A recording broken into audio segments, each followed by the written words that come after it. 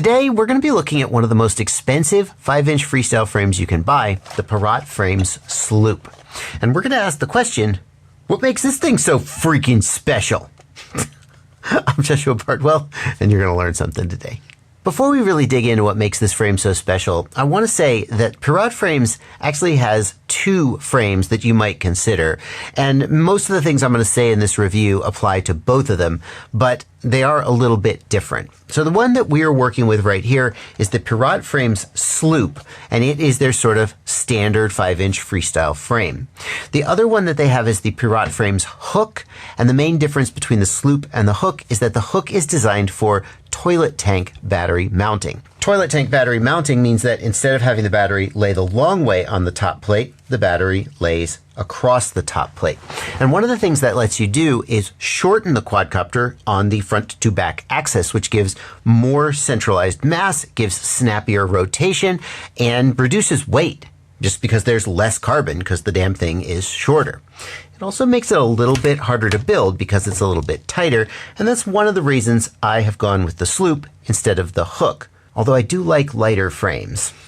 How much lighter are they? Both the Sloop and the Hook can be ordered with 5-inch, 5.5-inch, 6-inch, and 7-inch arms. So technically we're building a 5-inch freestyle frame, but this whole line is way, way more than that. And you can see here for the Sloop, the exact weight of each of the sizes and the exact size of props that each of the arm lengths can handle. So for the 5-inch Sloop, it is 134 grams. And for the 5-inch Hook, it is only 116 grams. That's a pretty big difference in weight. There is a real difference in a 116 gram frame versus a 134 gram frame. And the nice thing about this frame is that they haven't changed really anything fundamentally about the design of the frame. It's not like they had to use thinner arms or thinner frame plates, so there's less durability on the lighter frame. They just is less carbon on the Hook because it's a more compact frame. And in some ways that even makes it more durable. At least that's what I would expect. Now, obviously, I can't really review this frame unless I build it, so we're gonna build it. But this isn't really a build tutorial. Pirat Frames has an excellent manual with like all of the steps that you need to do to build their frames. And their frames aren't super complicated like some other frames that are out there where you really need a manual to put it together. So I'm not gonna treat this as kind of like an instructional how to build it, but I'm just gonna edit this video around the key parts of the build that highlight pros and cons of the frame.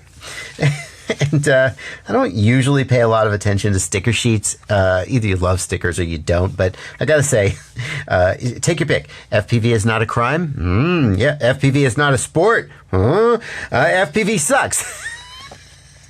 Okay, I'm keeping that one. I'm just, where are we gonna put that? I gotta put that somewhere, right? We'll put that right here. Okay, great, perfect. Other than the sticker sheet, here's everything that comes in the box, and we'll go ahead and start the build process. And the first thing we gotta do is get the black press nuts, there are 8 of them, and insert them into the press nut holes on this center plate. That sucks. I'm gonna get an M3 cap head screw. I want a cap head screw because that cap head is gonna be a little more durable, and I'm just going to thread it in from the other side. I'm a little worried about screwing up the carbon, so maybe I'm gonna get a washer.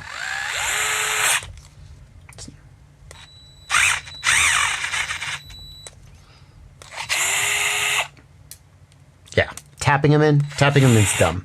That's the smart way to do it, in my opinion. Good, I stripped it. Yep, completely stripped it. Yep, stripped it. Are there any spares? Nope. Okay, well, that's the downside of doing it this way. Wait, no, there is a spare. Oh, one. Okay, I can save this. Maybe put more than one spare. I mean, what is this gonna cost you? Like,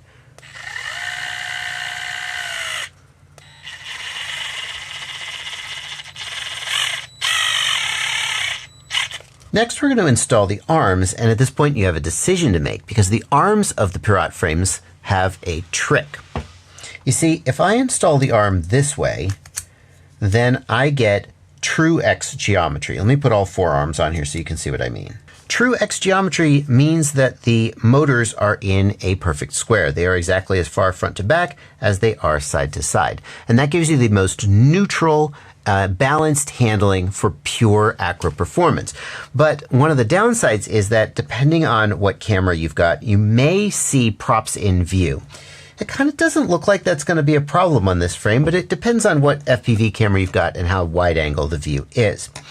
What the Pirat Frames design lets you do is if you flip the arm over, it changes the geometry so that the arms are slightly more squished. Is that true? I don't think that's true. Do I need to get my tape measure out? No, it's the same. There's no different screw holes. That's not dead center though. This hole is not dead center on the center line of the arm. It is slightly off center, which means that when I flip the arm over, it slightly changes the angle that the arm comes out. Look, I'm going to put it right here in the corner, and if I flip it over,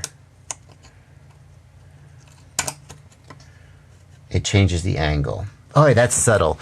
You know, they describe it in the, product page as squished versus true X. And usually a squished X is much more squished than that. I guess it's pretty freaking subtle.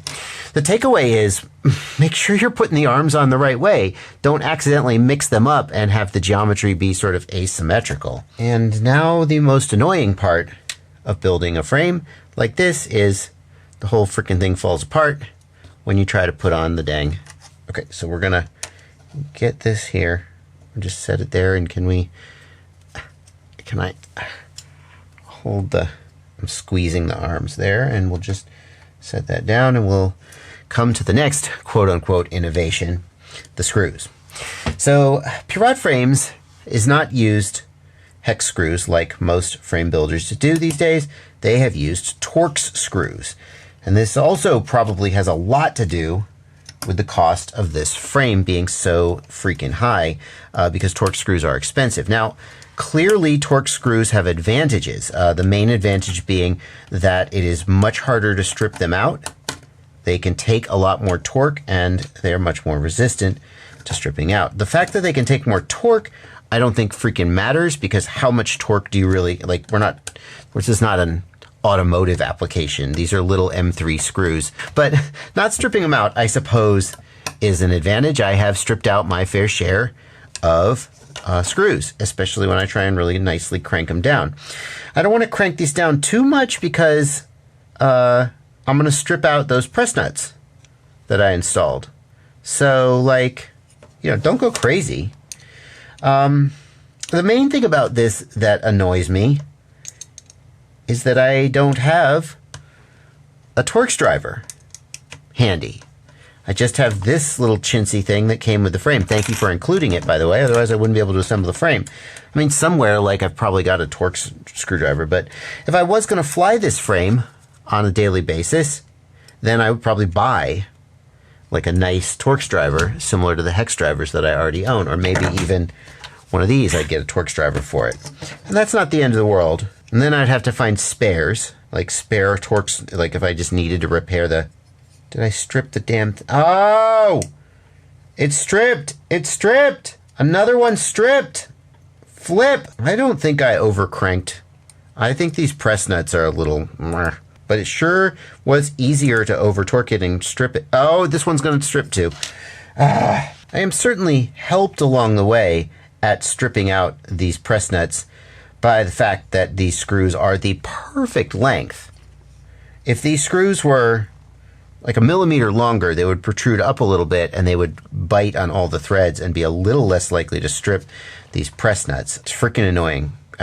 There's no easy way to, if it was just a nut, then I could just get another nut and put it on, but there isn't an answer there.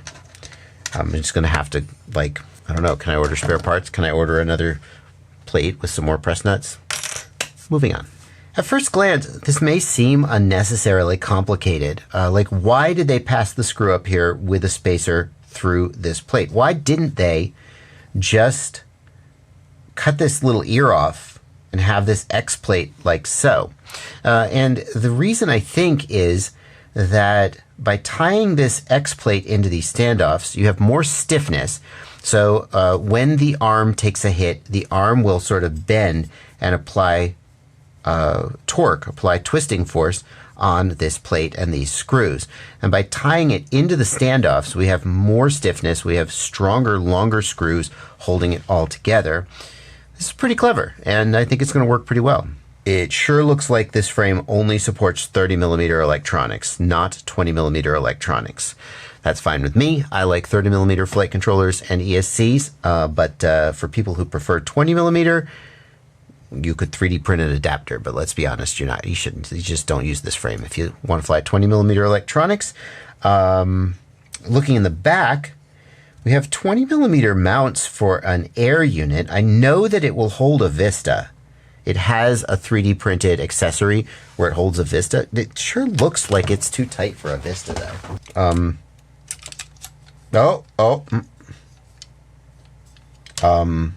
Have I ordered the wrong product? Have I built this wrong somehow? That just doesn't go. I did look online. They sell a Vista mounting kit, and it's like $10, and it is not optional. It lifts the Vista up out of this area here, so it can just kind of sit in between these standoffs. So that's going to raise the price another $10. And if you fly with a larger video transmitter like Walksnail or O3, I don't know if there's a solution for you. I'm not sure how you could do that in this frame. You might need to use a different frame. They have a frame with a longer tail, which is specifically designed for the DJI Air unit, but that's probably like more room than you need, regardless. All right, what does that leave us? We got a battery pad. It is a typical non-sticky battery pad. I don't like to use these. I like to use Grip or something similar that is sticky because it helps prevent your battery from sliding around.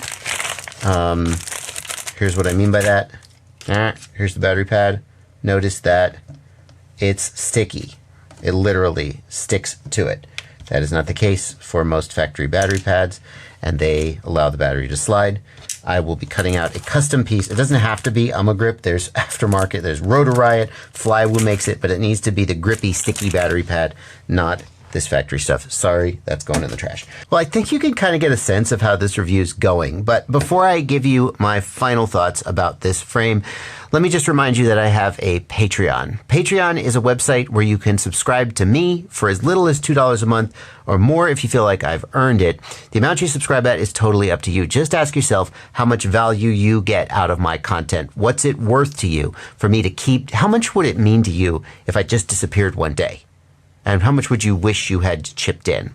Whatever that amount is, if it's zero, keep watching the content. Maybe the day will come that number will get up to like $2 a month. That's the minimum amount, and you could give more if you feel like it. It's totally up to you. If you were about to buy this frame and you saw my review of it and you went, oh, I see there's some issues here, maybe I won't buy it. Well, I just saved you $100.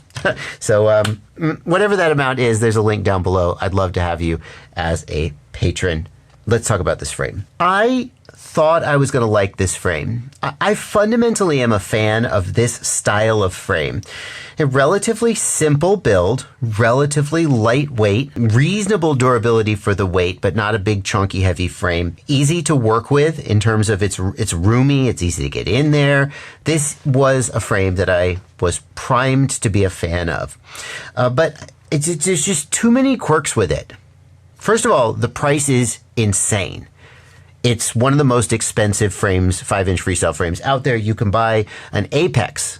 You can buy an Apex for this price, and the Apex is a damn good frame. Not perfect. It's got its own little quirks, but I think it's hard to argue that there's as much value in this frame as there is like in an Apex. In fact, hang on. This is the Flyfish Volador, and it's a completely different frame than the Piratframes Sloop. It weighs 200 grams. It's like a different beast. But it's $65. It's $65. It's got a machined metal front end. It's got a bajillion 3D printed parts. It's a much more complex frame with a lot more sort of going for it. And it costs $65 to this, over $100, depending on which video transmitter you're using. The Torx screws. If you are going to build this frame and buy it, go out and buy a nice T3 Torx driver so that you don't have to use this stupid thing. I'm glad they included it. If they didn't include it, I would have complained, but having used it, it's a pain in the ass. And be careful, because it's just an invitation to strip out these press nuts. Overall, I just doesn't seem like super well executed. Doesn't have a metal front end. Doesn't have like an adjustable front end to let you have like a 19mm camera or an 03, which is a little wider. No ability to move the camera front to back to help space it. I just don't see myself spending $100 on this frame. I'm not sure I would spend $65 on this frame. I think there's other frames out there that would serve my needs better.